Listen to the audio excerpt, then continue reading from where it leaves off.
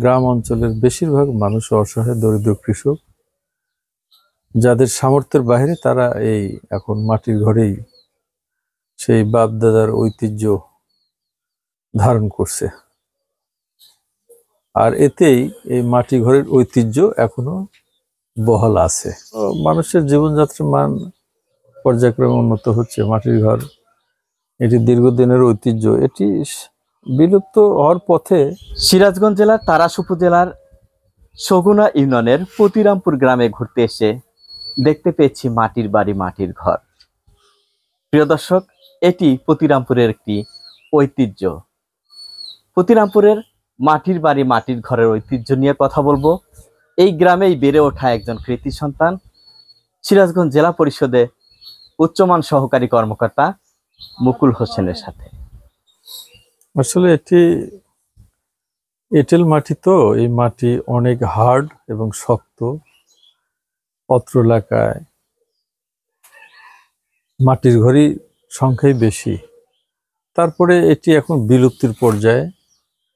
এখন বিভিন্ন ভাটা তৈরি হওয়ার কারণে মানুষ কিছুটা হলে এখন জীবনযাত্রার মান উন্নত করতে চায় বিধায় চাঁচকুর, গুদাসপুর, তারাস থেকে ইট বহন করে এনে অনেকেই পাকা ঘর বাড়ি করতেছে, টিন শেড, ওয়াল প্লাস্টার করে বসবাস করা শুরু করছে।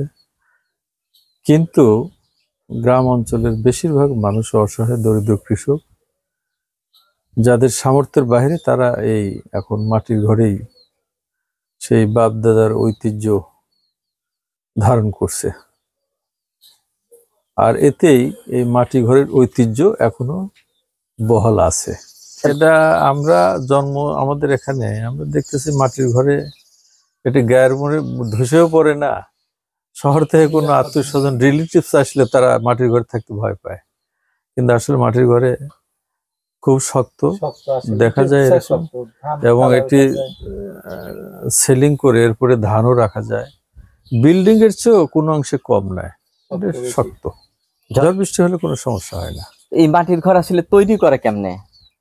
এইটা আসলে ওই আপনার নির্দিষ্ট একটা স্থানে মাটি খনন করে সেটিকে ওই